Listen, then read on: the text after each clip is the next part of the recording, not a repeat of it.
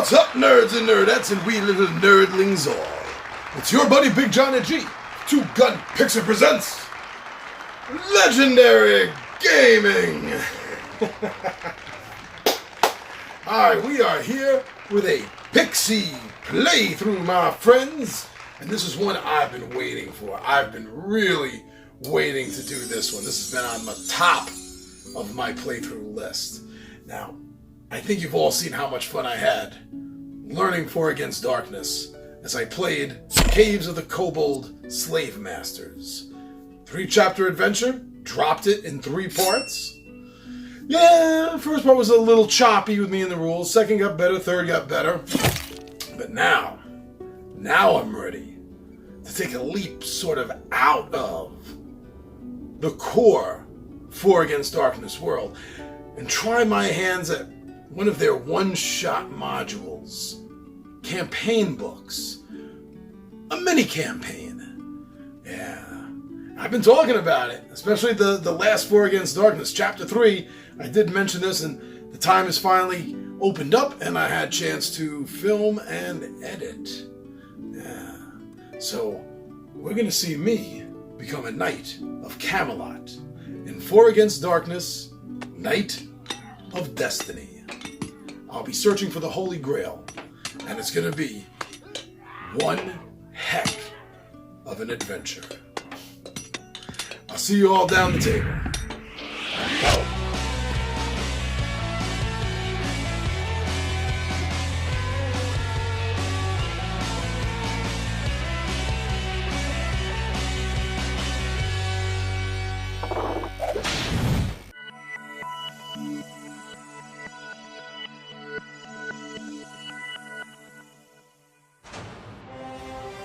Alright everyone, so as I said in the intro, we are going to be playing Knight of Destiny of Arthurian Legends. However, we have a special guest for this, and I'm feeling very excited since I got to play the first 3 adventures, first 3 chapters in Caves of the Kobold Slave Masters. I'm so glad to be able to finally share this game with one of the 20-sided warriors. So we got the Rhyme Man here with us. Hello. Whoa, and so he's created his knight. This game, there's only 1 character. You're not running 4, although he can get up to, I think it's 6 retainers, I think it is he can get up to. So this is the Arthur story. Lancelot has disappeared. The king Arthur is sick and dying. Morgana and Mordred have rallied the forces of evil to try to take Britain. And the only thing that can save Arthur, and therefore Britain itself, is the Grail. So, the knights, the paladins are all on the quest. And you have created a Knight of the Round Table to run. And you have, who is that over there? Sir Robin. Oh, Sir Brave Robin. Sir Robin. He ran away at the Battle of Badadoon. What was that? I don't know what you're talking about. Heard your minstrels got eaten. Alright, so, so he has the basic. We didn't do a sheet. But he has the basic information written down to start with, and he has some extra note paper over there. So as he does things as side quests and bosses, we will be marking all of that off. So I'm going to be running this the same way I did the Caves of the Kobold Slave Masters, where really the only thing the camera is going to concentrate on is the dice rolls, just to keep everything above board, so to speak. Makes sense?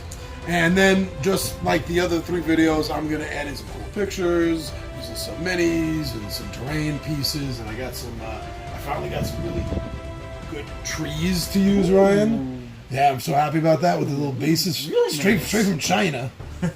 Straight from China. This was like $18 or $15 for all of these. That's awesome. Yeah, I talked about these on the trees, terrain, and tiles. But Midday Monologue Monday that dropped. Anyway, I'm not advertising the show because you're already watching it. So yeah, we're going to start with Knights of Destiny. So I'm going to sort of DM this a little bit. Ryan's going to be doing all of the rolling, and I'll be telling them the results from the charts, and I'll be putting them up. I'm not going to be doing this in the middle of the game like I did before, With the other ones, I don't really think I have to. I'm just going to take pictures of these, and then the appropriate time when Ryan makes a roll, after you see what the roll is, I can throw that picture up. But otherwise, yeah, so let's see how this goes. I think I've got a pretty good handle on the rules. Chapter 1 started off a little trouble with some of the rules. Got a little bit better in Chapter 2, and I think in Chapter 3. So let's see if I can pull that all together for this. So you're going to roll a 6-sided die for table 1, your journey table. Okay. 2. Before you find yourself on a path that is forked. One path leads to the inn. The other path to the unknown. Brave Sir Robin, which do you choose? Choose the unknown. It is so unlike Sir Robin. It is unlike Sir Robin. So you get to roll on the journey table once again. So we roll on this same table. 1. Continuing down through the unknown, the sky begins to darken a little bit with rain clouds as you come across another fork in the road. Again, a sign beckons to the floating cauldron inn, while another one points off to the unknown. Twice in a row is, a little too convenient, so let's go to the end. Table number 2. Roll a 6-sided die. 6. Ooh. Okay, so at the inn, you find that this place has a lot of individuals hanging out there today. There's a lot of freemen. There's a lot of individuals willing to sell their services. What this is going to do is this roll of 6 gives you a +1 on the find retainer roll if the roll is 5 or less. Okay. Now there is a table for a find. Let's see where we are on that. That's all these books are tables, and I like that. That's a good thing. This harkens back to the old days. And I must have passed somewhere where the retainers are. I even remember. I know what it looks like too. It's a little. It says brute on it, and it says oh, here it is. It's over here. So, to see whether there are any new retainers available, roll a 6-sided die, deduct from that number the number of retainers you already have. So roll a 6-sided die and deduct 0. And if it's 3. And that said that if extra it was +1 because that's less than 5, correct? Yes. So it's 4. So you got a 4. So there is a total number of up to 4 retainers.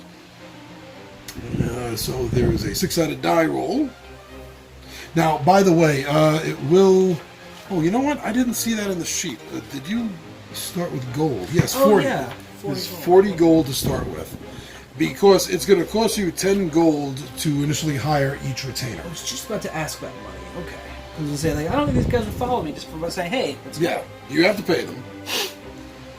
And it's going to cost 10 each. Now, every time you get to an inn, you're going to have to rehire them, but that's only going to be at 5 gold each. Okay. Yeah, so there are going to be, what was that number? You rolled a 3? I rolled a 3 plus 1, 4. So there are 4 available, so you can roll the 6-sided die up to 4 times. You can take the same type twice, but it's not going to stack. Okay. Which is, guess be good in case one dies. Yeah. Or runs away. So roll this 4 times. 6. There's a shady character sitting at the bar, very streetwise shady character. Now, to let you know what the effect is streetwise, a fast thinker and good talker who adds a +2 to rumor rolls and deducts -1 from reaction roll encounters with human minions. He has 2 life points and a -1 morale. So I make a decision based on each one of these people, whether I say, hey, come on. Mm-hmm. Okay. If that's what you're looking for. To let you know, you also could roll for a brute, which is a skilled mercenary fighter. He has a +1 to his attack rolls, 3 life, and a +1 to his morale. Hunter is a possibility, a skilled forester with a bow who can shoot first, even if surprised. Yes, in this game, that's the way range, that's the way bows and slings are handled. That's usually done first in combat, and then it goes to melee attacks. Very similar to basic. Mm-hmm. And same thing, he can, after that roll, the hunter can go for a melee attack. He has 2 life and a +0 to his morale. And the last one that we already told you about streetwise, the last one is the merchant. He has great knowledge of locations as well as many contacts. He only has 1 life point, and he has a -2 morale. So there'll be times where if you have one of these, it'll say like, oh, you have a merchant with you, so buying things will be this modifier on the roll. Yeah, you know what? Let's bring along this shady looking guy. Subtract 10. You have a streetwise retainer. What's his name? Call him Riku. Riku. Alright, feel free to make another roll. You have up to 3 more rolls to make. 5. Merchant. I think for now I'll pass on the merchant. Third one. 4. The hunter. I'm seeing a trend here. The hunter sounded nice. I think I might actually pick up the hunter as well. It's 10, so that's 20. Hunter. We'll call him Nathan.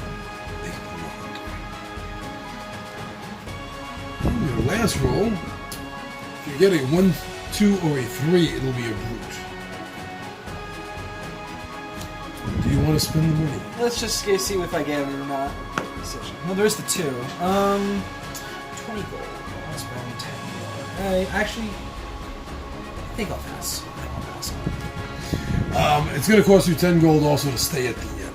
Okay. So you just want to pass on the guy.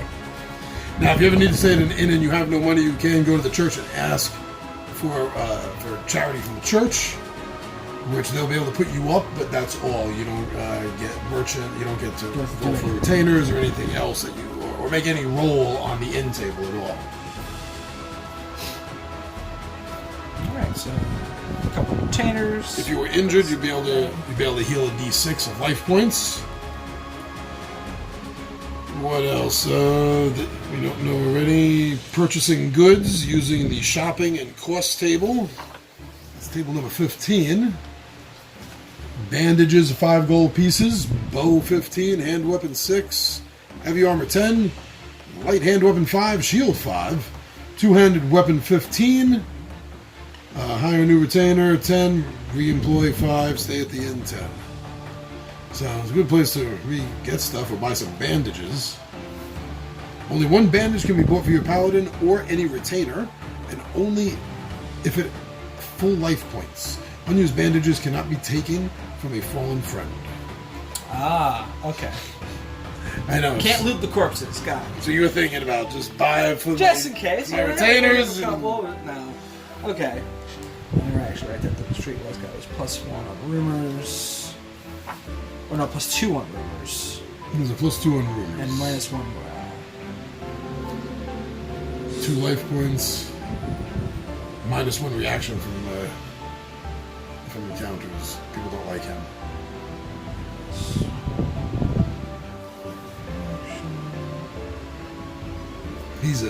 He's a sneaky, untrustworthy individual.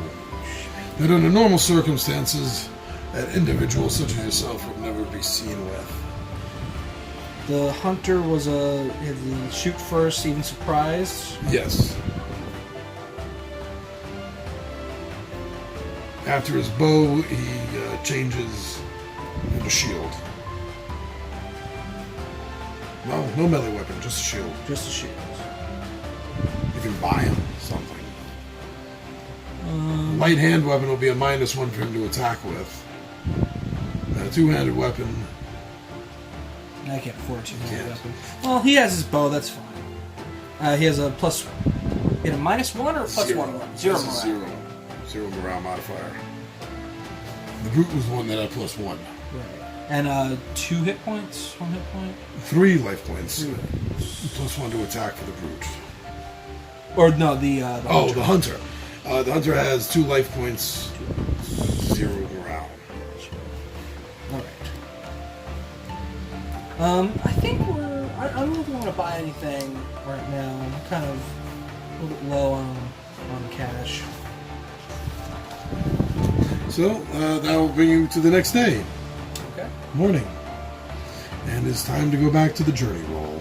Let's switch up the die. 4. Ooh. The encounter table. Roll 2d6.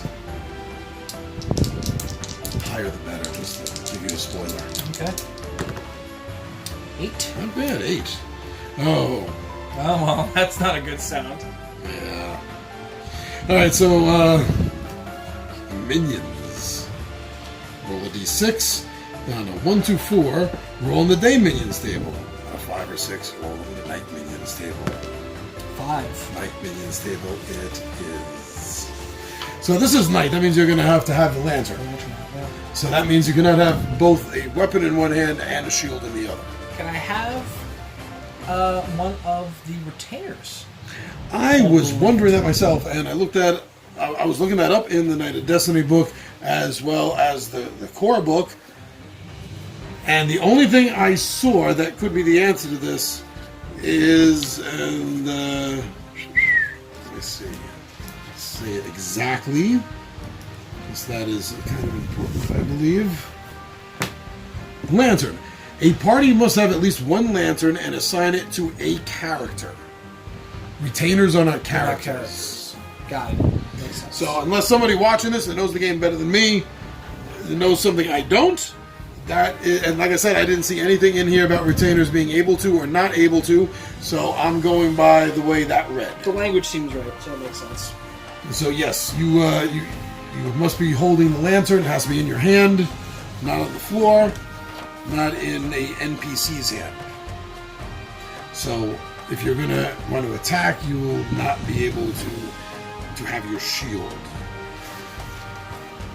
Now, this the way that combat works in this game is different. The monsters don't attack. Well, they don't get attack rolls. You get defense rolls. Okay.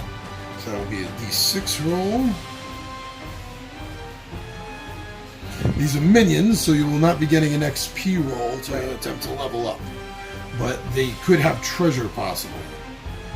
So now the first thing is we'll roll to see what the minions are. Okay. And then we will roll reaction. 6. Oh man. That's again. Nothing to roll for reaction. As you camp down for the night, you begin to drift off to sleep. You are awoken by a ball of light floating through your campsite, and then off and away, drawing your attention to the fairy fire. Now, you are going to have to make one or two. Let me see. Almost save. So you have to make a level 5 magic save. So you have to roll You roll the 6-sided die. So I have to roll 6. Great. I don't think I add anything to that. It's just... No. Alright.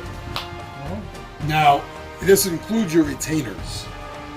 so I have to roll for them as well. Roll for yourself first. 2. I saw the 6 for a second. Okay, now which retainer? I'm going to roll for the Streetwise guy, Riku, first.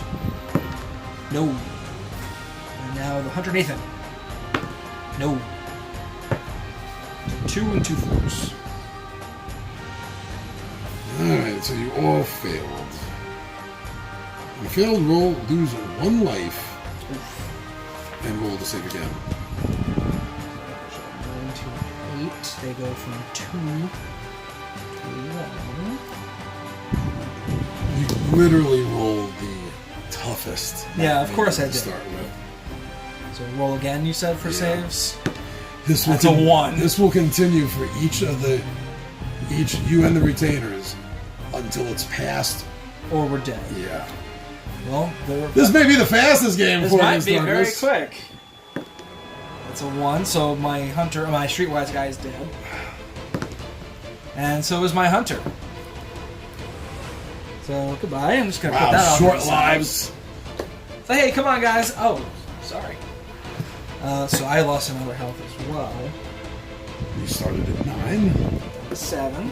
Let's switch it. There's a 2. Slowly ticking away here. Will you eventually stop following the fairy fire, the will-o-wisp?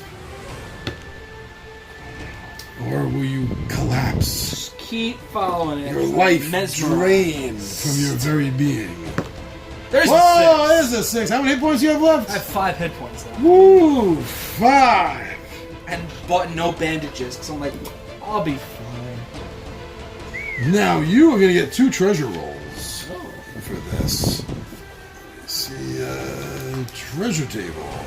It's a 6-sided die roll, Okay. 1 at a time. 4. Silver cutlery and goblets are among the fallen that have already been lured away by the will-o-wisp. So that means you're going to roll 3d6 and multiply that total by 2. This one to roll. 3, 4, 5, 10. 10 times 2, 20 gold pieces. This goes up to 30. And then you get another roll. You really want that 6. Trust me, you really want to see a 6. This one did the 6 before, so I need a 6. Oh, and it did. So that means it's a rare item, and you get to roll on the rare items table, which is right below it, which is another 6-sided roll. Okay. 5. Oh, not bad. The fragment of the true cross. Oh. Now, hold on a moment. Hold on. Many relics during the Middle Ages were fake. If a relic is used for a reroll in a piety test, first roll a d6. If you roll a 4 to a 6, the relic is genuine, and you may use it to re-roll a failed piety test. On a 1 to 3, the relic is fake. However, this does not affect the item's resale value. You may make a piety test only when instructed to do so by events in the game. You may not perform it voluntarily to test the relic. So, Fragment of the True Cross Relic has a value of 5d6 times 10 gold pieces. Wow. Okay. Now, yes, when you do start getting piety points, and you need to make a test, relics such as this, there's a bone or tooth of a saint relic you could have rolled, or the Spear of Longitis. Well, it almost killed you. It killed your 2 buddies. They got the money to buy. Got money to buy a couple To more. hire, so I was going to say buy, you're not buying them. To hire them. And that will get you back to table 1, the journey table. Let's hope for an in-roll here. Maybe we get some health back. 4. Oh, jeez. Get to roll the encounter table, table number 3, which is another 2d6. You don't want a 2. That would be the worst thing you could do. 9. 9, not bad. Ooh, you get a heroic quest. Yes, you get a side quest. Or you get to visit a shrine, in which case roll in the pilgrimage table. So, do you want to go on a heroic quest or go on a pilgrimage? Brave Sir Robin will take the heroic quest. Alright, so table 9, the side quest, you can roll a 6-sided die. 4. The Questing Beast. King Pellinor himself was under a gaze to find this creature. I believe he failed. He went to his grave never acquiring the Questing Beast, if I remember correctly. So the Questing Beast is heard crashing through trees nearby. This is a level 6, 6 life point, 2 treasure roll, morale roll of a -2 beast. I don't know if I ever wrote down my morale. Was there a separate, No, you don't have a morale score? So reaction is to flee. That is what the questing beast does. Okay. Now you get to roll a d6. A hunter retainer gives you a reroll. Well, I'll just drag my dead friend's body over here and be like, hey, you gonna help? No? Okay. Oh, I don't think it's gonna be Ooh, good. on a 1 to 4, the beast cannot be found, and you leave this quest. Questing beast is not easy to find. No, like I said, King Pellinor, I don't believe ever did. So back to the journey table. Okay. 3. You are lost. Oh, of course. Lost. Too many paths. If you have a merchant retainer, he knows of a shortcut. Not by the merchant. So if you don't have a merchant, roll on this table again with a +1 bonus. 5 plus 1, 6. If the rebellion level is 4, which it is not, roll on the challenge table 7. Otherwise, roll on the trader's attack table. Rebellion level 1. Okay. So, okay, yeah, so I was right. It is not rebellion level 4. So that means we go to encounter table 3 again. That's 2d6. 11. Oh, 11, a test of piety. If you have no piety points, treat as encounter 4. Encounter 4, you're weary. You've been looking for succor yourself, but you have not been able to find the inn. You've pressed over a hill, and you see a sign. You've made it to a village. But the name of the village has been crossed out crudely. And it says, stay out, dead inside. It's been hit by the plague. You have found a village of plague and death. You can bypass it, or you can help. If you help, make 2 saves against level 3. If both fail, your paladin dies of the plague. If any of them pass, if any of the 2 saves pass, you get to roll for a piety point. You have 0, so you automatically get 1 piety point. And it's a save of 3 or better. Oh, I have to give also a 4, 5, or a 6. Yes. I like those odds. I'll take those odds. I'll give it a shot. And this is the way to start getting piety in the game, is by doing this. Sure, let's do it. So 2 saves. Yes. And if either one of them are good, I'm good. If both fail, you're You got dead. a 6 on the first one. So I'll roll the second one just for the sake of it. Nope. Doesn't count. There we go. Let's get Same one thing. anyway. Destined to be one. Yeah, so you did, Little sick. you got a little sick. Just a little touch of the plague. Yeah. Plague-ish. Plague-ish. But you were able to help the town. You were able to bring them supplies to help them, and you were able to get the bodies out of town. I suppose. Yeah. Right, so you have your first piety point. Right. And we're back on the journey table. Okay. 2. Roll on the inn table, or bypass for the journey table again. So the crossroads, once again, to the inn of the floating cauldron. Or I'll roll again for the adventure table. Or the journey table. journey table again. Here we go. On a 5. The rebellion level is 4 or more, which it is not. Otherwise, encounter table 3 again. Mine's already... I don't even got to tell him 2d6 anymore. 4. You come to yet another village of plague and death. The Black Plague is taking hold of all of the land. This is a sign. This is a connection with Arthur's illness. Yeah, let's do it. That's a 1. So that was bad. That was bad. That was bad. Very bad. 5. Again, just a touch of the plague. Just a little bit. A little bit. Everything's fine. Yeah, a couple of spots. They're gone now. All right, so now you So now that I have a piety point. you need to roll 2 or better to get another one. Okay. Roll a 6. Ooh, 6. Very cool. If the game instructs you to roll for a piety point, roll a 6-sided die. More than current piety points, and add 1. If the game instructs you to take a piety test, roll a 6-sided die, which is what you just did. If the result is equal to or lower than your current number of piety points, then the piety test is passed. Oh, so you passed under the first one. Oh no, you rolled a 6 now. I rolled a Sorry. 6. So you failed it. Yes. So I had to roll a 1 in order to And pass. you roll 1. That's tough. Yeah. Well, it's not easy to be pious. No. Do I lose that piety point? I just don't gain. No, it? you just don't gain. Okay. And so back on the road. On the road again. So then, should I not have gained that piety point from the first time? Because I told you not to roll because I figured it was rolling against a 0. So that's automatic.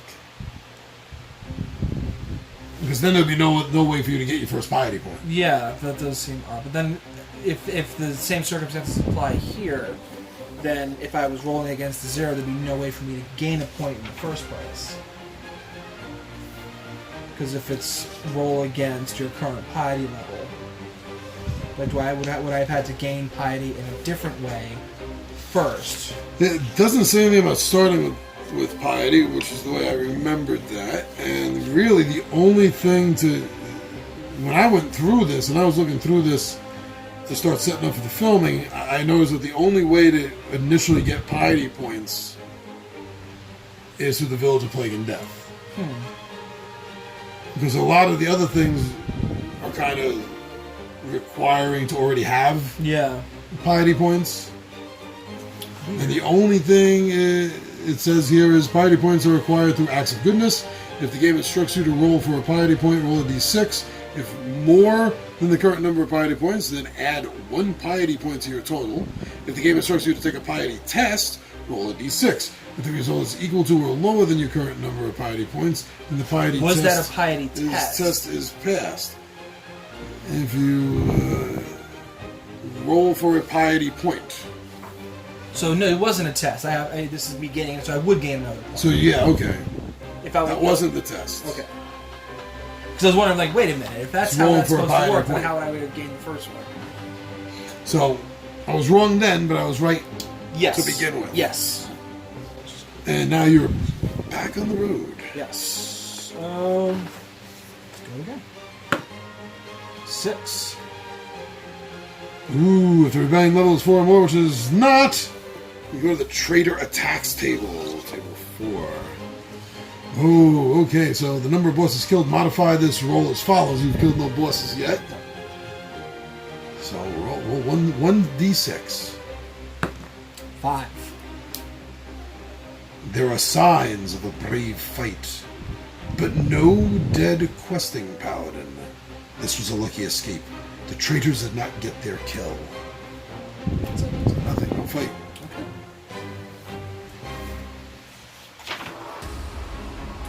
Anticlimactic. A little bit. Now it's building up tension. Yeah. 4. Roll 2d6. 7. Dun dun dun! As you are moving down the path, still trying to find any clues and rumors you can to the location of the Grail and the Grail Castle, or to find the inn again. You come across a small bridge over a running creek, and there stands a lone knight. And the knight issues you a challenge. Now, okay, this is Night Challenge. So first, So you're dressed all this in is black. fun. It's all in black. First, this is a challenge night, so roll a d6. 5. Now roll again. 6. You have met Sir Tor. Tior. You have met Sir Tor, the guardian of the bridge, who will let none pass. None shall pass. Questing knight, your quest will be over. I will bring your head to Mordred. What's So- your favorite color? So we got ourselves a rumble. Yeah. Well, challenge table 7, or you can turn around and go visit the shrine. Well, let's bring it. Oh, wait, no, I jumped the gun. This is a specific. We did not need to roll on the challenge night table. This is not Sir Tor. Oh. Oh, this is a boss, dude. There's a boss. Alright, roll D6. 3. Okay, it is Sir Tor. Okay. 1 to a 5, it's a knight. A knight. Okay. The level of this challenger is equal to 4 plus the rebellion level. The rebellion level is still 0. 1. Still 1. Life points are equal to the knight's level plus 2. 7. Knight has a morale plus 0, so he has no bonus whatsoever. He has a little bit of treasure. Okay, so that's the stats for Sir Tor. Guarding the bridge. Ready to bring your head to Mordred and his incestuous mother Morgana. We have no proof to back that up. That's just pure slander. That's what we believe. I make the first Yes, attack? you make the first attack. There is no special note that I have seen about that in this particular campaign book. So that means I have to meet or beat his level, if I read the combat Yes, you do. rules correctly. So I have to roll a 5 or a 6. And my weapon doesn't factor in at all. Does my level factor in at all? You get a bonus for your level. So yes, no bonus on defense, but you do have a level bonus, which is 3. Okay. Now, if you defeat this is a boss. So if you defeat this, then you're gonna get to try to XP up. Yeah. Well, that's not very good. I rolled a 1, plus my 3 is a 4, which is less than him, so no. No, he blocked that as you came in. He parried that. So now I roll. Now you have to roll defense. And this is, I have to get greater than his level, so I have to roll a 6. And I don't think I get my bonus for defense, right? No, you don't. No, so I have to roll a 6. Not even close. And it's just a 1 for 1. Yeah, he takes 1 damage. You take 1 damage from him. So that's a 4. I'm hurting a little bit. Now, my attack. Yeah, Will-O-Wisp is still hurting from him. Yeah. Yeah, never got to rest back up. 3 plus 3 is 6. It takes 1. 6. Ching. Defense. I don't know why I did that. I'm gonna put the sound effects in. 4. No, anyway, he's got 3. Brave Sir Robin. So Robin's, I don't know. 6 That was on your an defense. attack. That was your attack. Yes. Plus 3 is 9, so he takes another damage. All right. That's. To it being a 6. Right? Oh no, you get to roll again. So now the way this works is every increment of hitting him does another point of damage, Okay. So if I roll another 6 after this, and it all adds up together. Okay. Yeah. So I'll roll one more time. So he's. If you get another 6, you roll again. So he's taking at least 1. Yeah. That's a 2. Plus my 3 is a 5. So it meets his level. So that's 2. That's 2. That's 2 damage. That was a mighty blow, Sir Robin. Down to 5. He's still got a couple points on me, but Yeah, he he's does. chipping away. Let's see if we can defend his next blow. We do not. Down to 2. This bridge is going to be the death of me. I miss. Wow. Total miss. He didn't even need to block that. So Robin is ragged. Sir Robin is on his last breath. 5, that's a hit. So Tor is weakened, but still standing strong-ish. Oh, and with the extra rage of that last hit, he turns around and finishes off Brave Sir Robin. Brave Sir Robin is no more. Brave Sir Robin's quest is As over. ended. You're for the crows. Alright, so your first taste of the Four Against Darkness style of gaming. What'd you think? Interesting. It's really I've never experienced anything like this before. It reminds me very much of like the Choose Your Own Adventure books. Just instead of it being you just pick between 2 options, it's you're leaving a lot of it up to chance with the die rolls, which is interesting. It's a fun component. This is really intriguing. I'd never really considered a game working out like this. And it's it's primarily just a one-person game. You didn't need me at all. I just did this for the narration and to be a part of my own damn channel. But yeah, and this is originally a print and play. This is originally a print and play. Okay. And anyone out there that's an RPGer and has trouble playing RPGs, you just can't get the group together. This is a great system, a perfect system for you to get a quick little filler feel in. You can play in most cases under an hour. And this is just a side game of it. Most of it is D&D style, it's fantasy style. But yeah, they have this, which we just did. Another one I would like to tackle at some point is, Zeus has been captured, and you are running 4 demigods that are on a quest to find information and get to Zeus and free him from his captivity. Interesting. Looks like they all might see where some of these are deceived.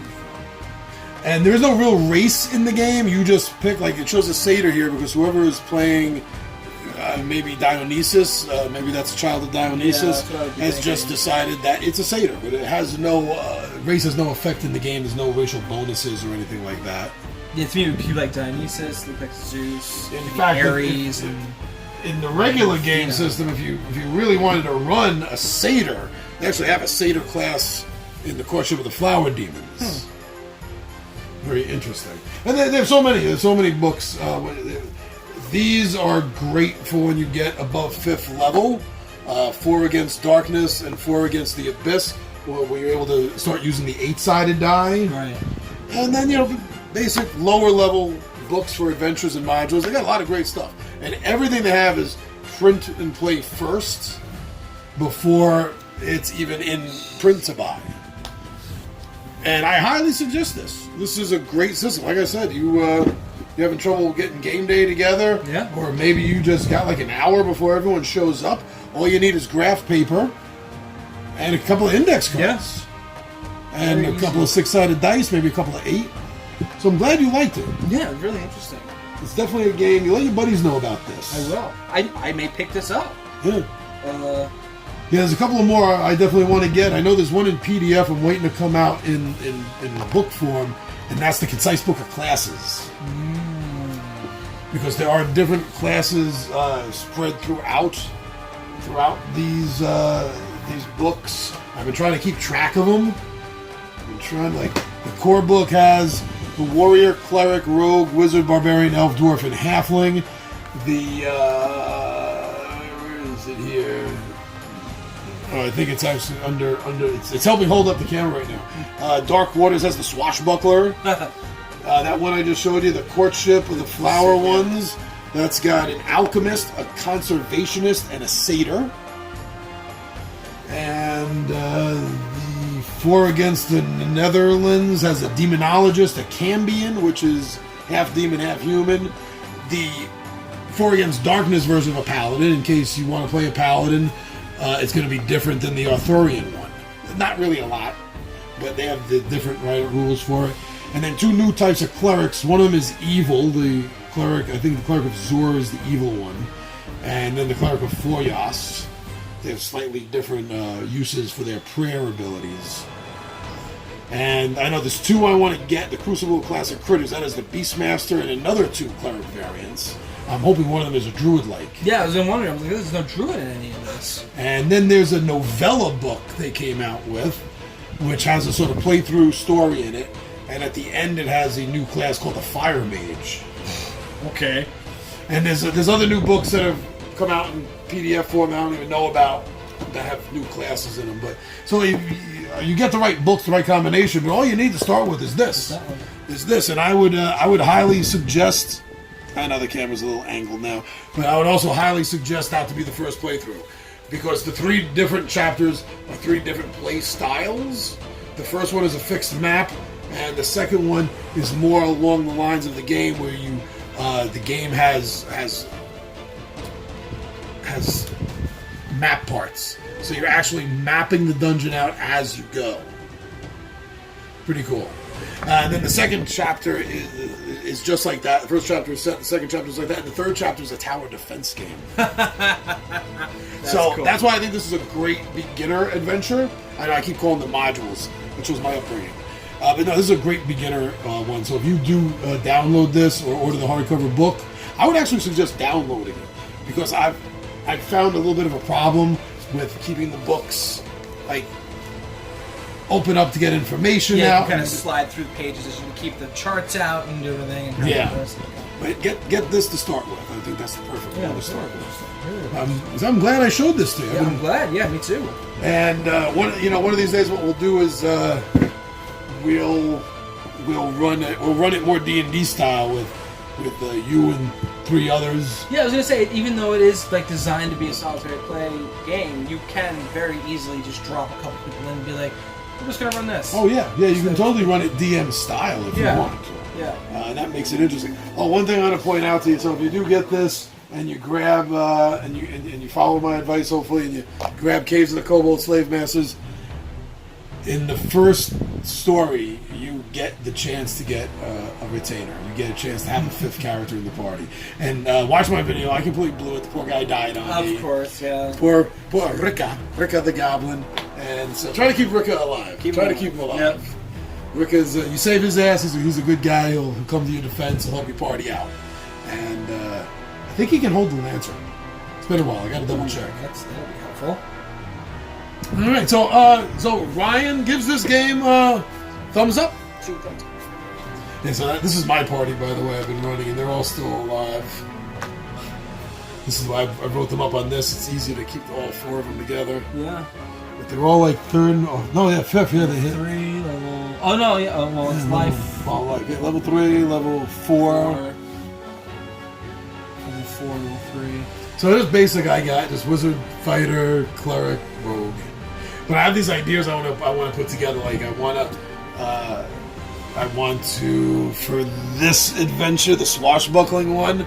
I actually want to put together a rogue team. I want to have a dwarf, a halfling, a rogue, and a swashbuckler. Just to handle that. And I've already been thinking of ideas for like wizard groups and just like grouping together different styles. That's another reason why I want more classes available. Yeah. Yeah, very cool. All right, so I'm your buddy Big Johnny G. With me is the Rye Man, and this was an extremely awesome game of Night of Destiny. So thank you for joining us here, as well as over on Facebook, Instagram, and Twitter. And everyone that's been going over to the Zazzle store and checking out our merch.